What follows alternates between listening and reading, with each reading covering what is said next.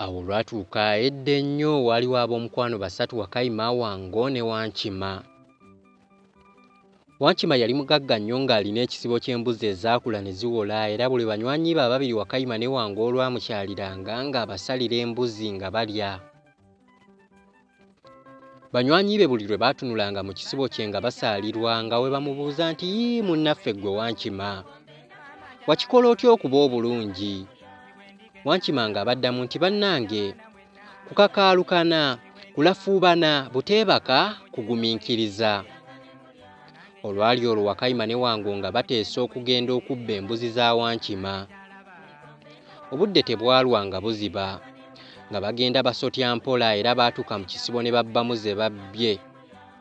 Olwo musajja wattu Wankima otulo nga twatutte dda.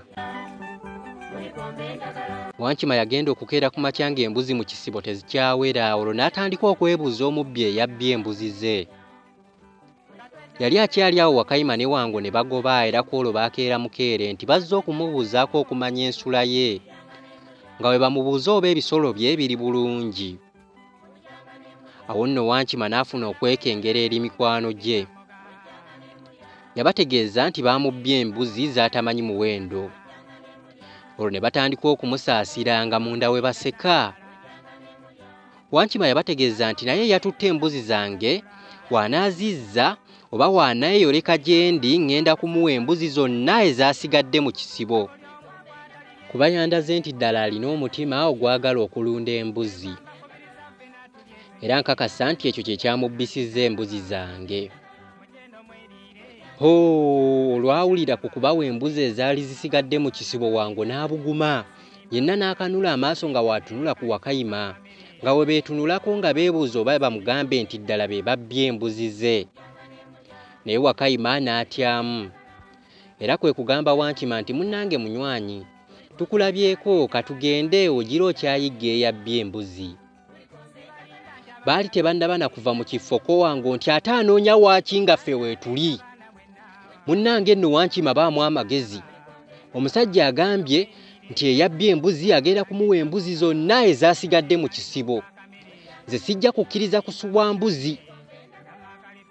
Wamma munywanyi Wankima, ffe twabbye embuzi zo era tusonyiwe. Ng'era we wagambye twazibbye lwa kwagala kulunda.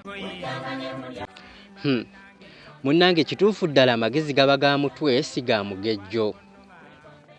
Wankima yeewuunya nnyo mikwano gye era n'abagamba nti sirina mbuzi ze ŋŋenda kubongera, ze mwabbye zimala mutwale ezo. Naye mukimanye nti ebibbe tebyala, ate okuva n'olwaleero ogwange nammwe gutufudde, kuba nkakasizza nti emikwano mizibu.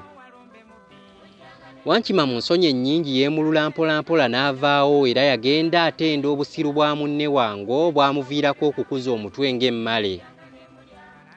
Wango ye ensonyi yazinaaba mu maaso n'atandika okuvuma Wankima nga waamulangira obukuusa n'obuyaaye olw'obutatuukiriza kisuubizo kye yabasuubizza eky'okubawa embuzi ezaali zisigadde mu kisibo. Naleka Wankima atudde wansi nga we yeewuunya, nga we yeebuuza era nga we yeefumiintiriza ku mikwano emituufu, nze ne nvaayo nsobole okujja okubibanumiza.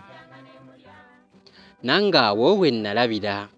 Ojjanga ne mulya Baneyingireko walumbe mubbi ojjanga ne mulya Sinimba bannange Balwana mu ntebe omuwala ojjanga ne mulya